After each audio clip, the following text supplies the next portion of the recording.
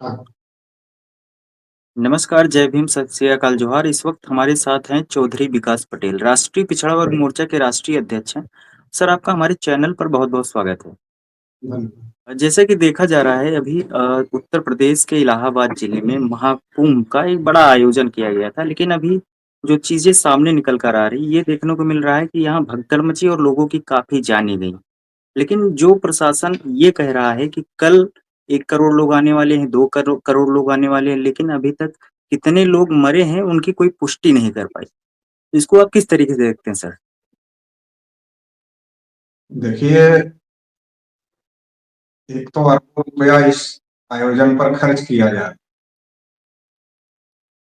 और लगातार बोली लगाई जा रही है कि आज इतने करोड़ लोग आएंगे, कल इतने करोड़ लोग आएंगे। और मौनी अमावस्या के दिन शायद 10 करोड़ लोग बताए जा रहे थे कि आने वाले हैं।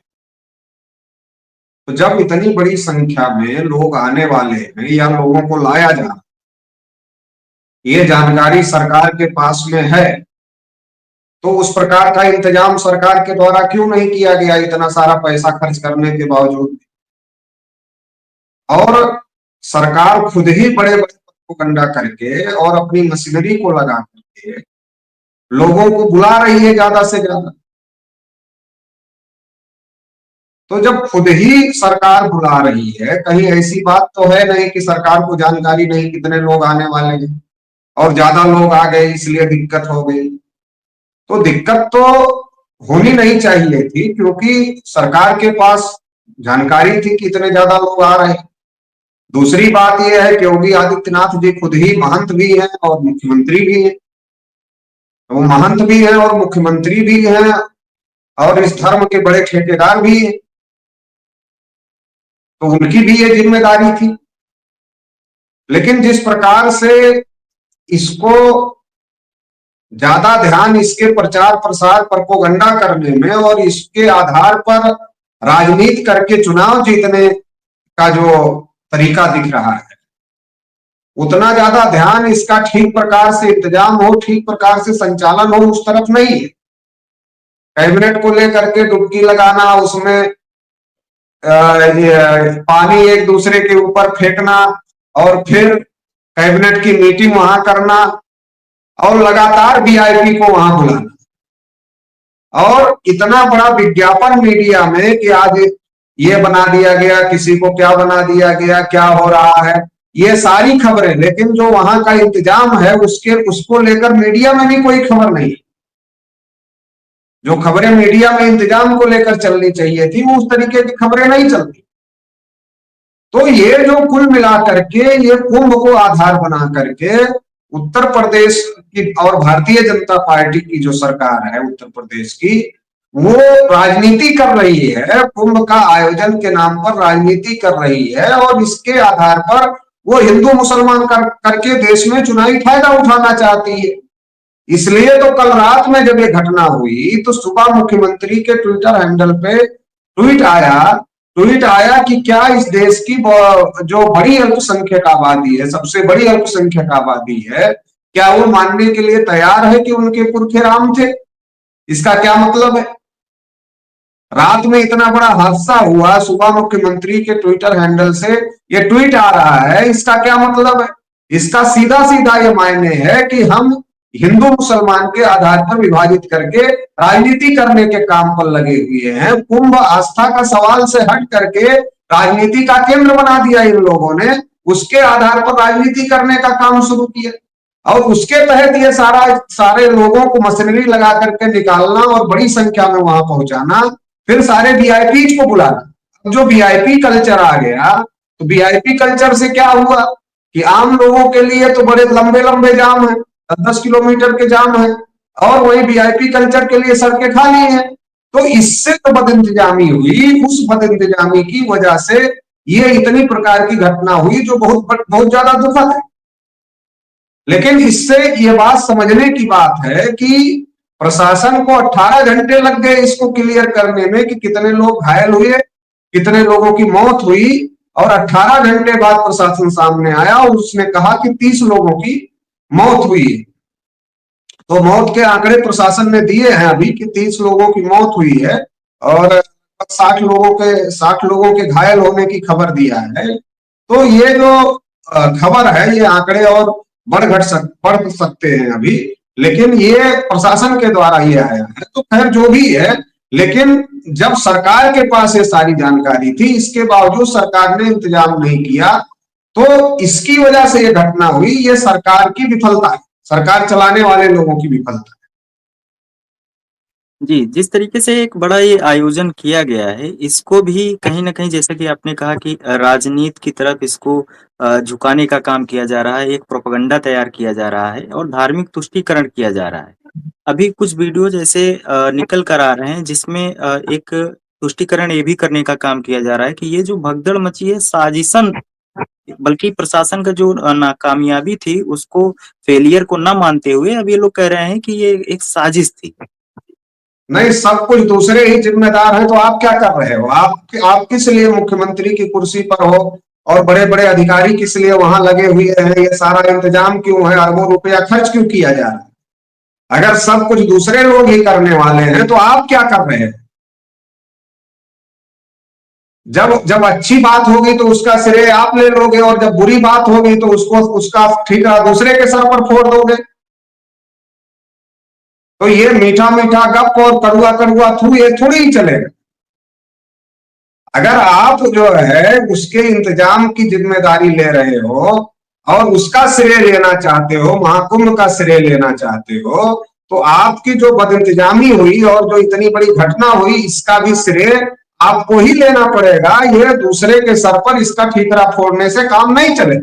दूसरी महत्वपूर्ण बात यह है कि अगर साधारण तरीके से कुंभ होता तो जिनकी आस्था थी वो अपनी इच्छा से जाते, और अपनी इच्छा से जो लोग जाते, वो लोग, उन लोगों के लिए सरकार इंतजाम करती, हर बार करती है, इस बार जो सरकार रहती करती, और वो उस हिसाब से अपना स्नान वगैरह जो करके उनको आना था वापस आ जाते।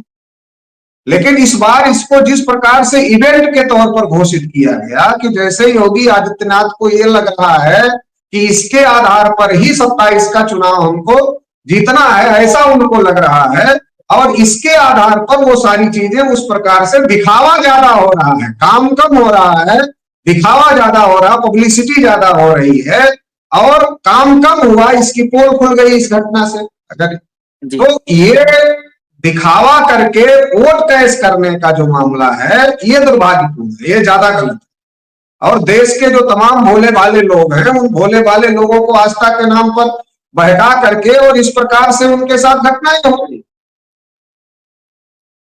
जी। और एक चीज़ और निकल के आ रही है अभी कुंभ में।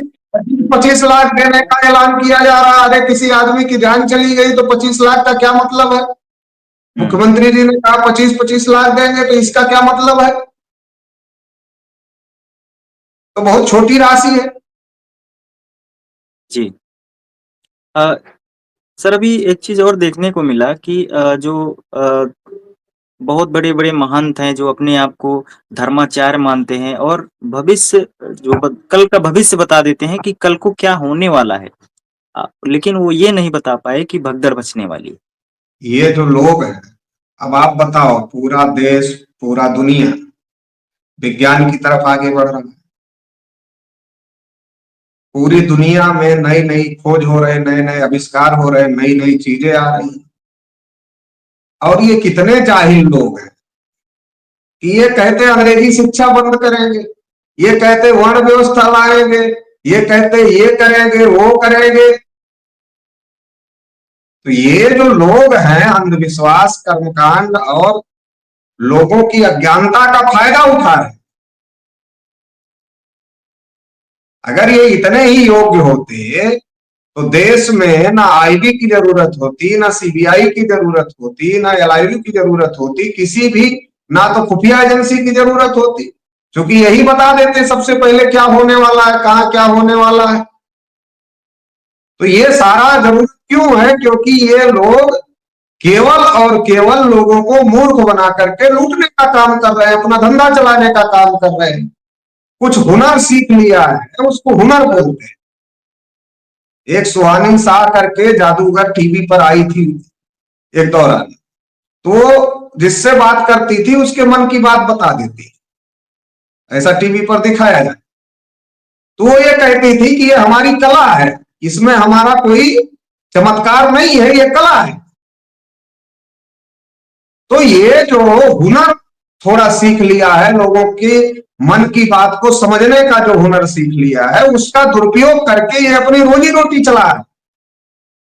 ये कोई ना तो भविष्य वक्ता है कि भविष्य बता देंगे, ना भूत बता देंगे, ना भविष्य बता देंगे, ना वर्तमान बता पाए। अगर बता पाते तो इतने सारे इकट्ठा थे वहां पर, तो फिर तो ये घटना होती ही नहीं, सब मिलकर रोक ही देते। तो आम लोगों को इनसे बचना चाहिए, ये अपने जाल में इससे सीख लेना चाहिए आम लोगों को कि ये सारे इकट्ठा थे एक जगह, जितने ताकतवर लोग हैं, इसके बावजूद भी इतनी बड़ी घटना हो गई। अगर इन लोगों के अंदर ऐसी कोई ताकत होती तो ये पहले जान जाते और उस घटना को रोक देते।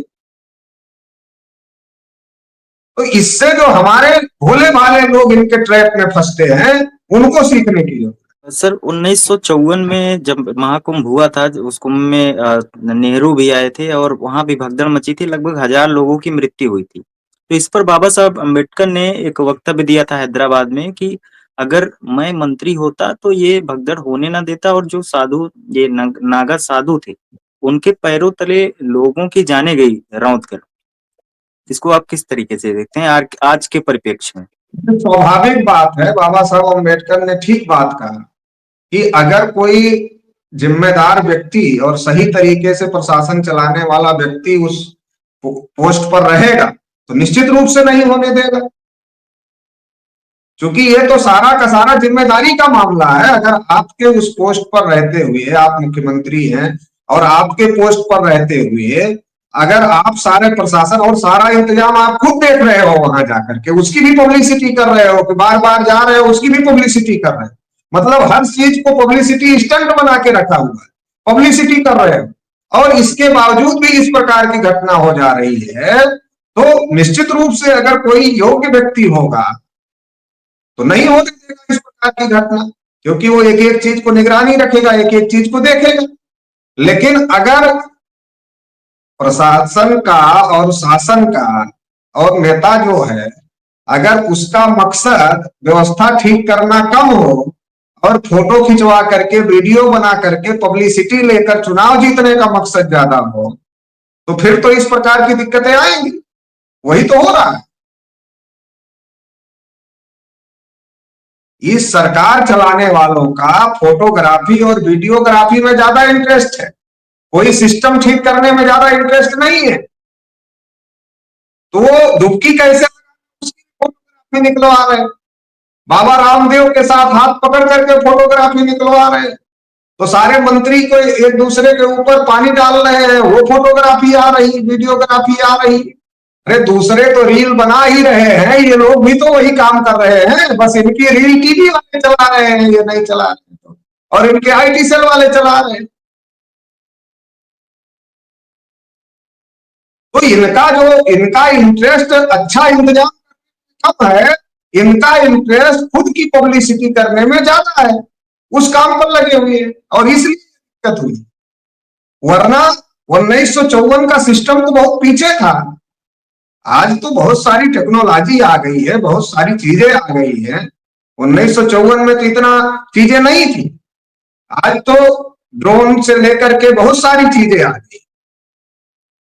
आज तो आप चप्पे चप्पे पर निगरानी रख सकते हो, आपके पास बहुत सारे ऐसी चीजें आ गई, टेक्नोलॉजी आ गई है कि कहीं किसी प्रकार की कोई दिक्कत ना होने पाए। लेकिन इसके बाद भी दिक्कत हो रही है, तो ये घोर लापरवाही, और इससे गंभीरता पता चलता है कि ये किसी के नहीं, ये राजनीति के लिए सब इस्तेमाल कर रहे हैं। यानी कि कह सकते हैं कि सिस्टम और सरकार का ये फेलियर रहा है। सरकार को तो इसकी जिम्मेदारी लेना चाहिए, और इसकी जिम्मेदारी लेकर के मुख्यमंत्री जी को इस्तीफा दे देना चाहिए, क्योंकि वो उस धर्म के महंत भी है, और एक महंत कुर्सी पर बैठा मुख्यमंत्री की, उसके बाद ये घटना हो गई तो निश्चित रूप से छोड़ देना चाहिए। लेकिन इसमें ओबीसी एससी एसटी के लोगों को खास तौर से समझने की बात यह है कि जो हमारे संतों गुरुओं महापुरुषों ने बताया है वही वास्तविक संत थे। कबीर साहब वास्तविक संत थे, रविदास साहब वास्तविक संत थे, गुरु नानक वास्तविक संत थे। उनकी वाणी हमको पढ़ना चाहिए, समझना चाहिए। ये संत के भेष में जो ढोंगी महात्मा बैठे हैं, ये आपको इसी प्रकार से फंसाने का काम है। रविदास जी कहते थे मन चंगा तो कटौती में गंगा, और कबीर साहब कहते थे कि शरीर का मैल कितना मलमल के धुल लो, अगर मन शुद्ध नहीं होगा तो कभी भी शुद्धता नहीं आएगी।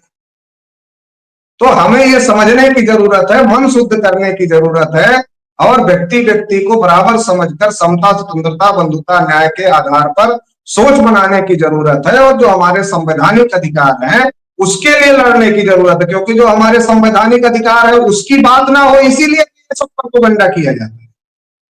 इनके पास कोई मुद्दा तो है नहीं कि ये तो हिंदू मुसलमान करके ही चुनाव जीतना चाहते हैं।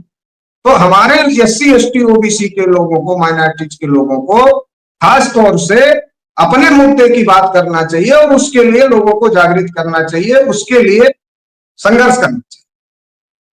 जी, बहुत-बहुत धन्यवाद सर हमसे जुड़ने के लिए। हमारे साथ थे राष्ट्रीय पिछड़ा वर्ग मोर्चा के राष्ट्रीय अध्यक्ष चौधरी विकास पटेल सर। धन्यवाद सर।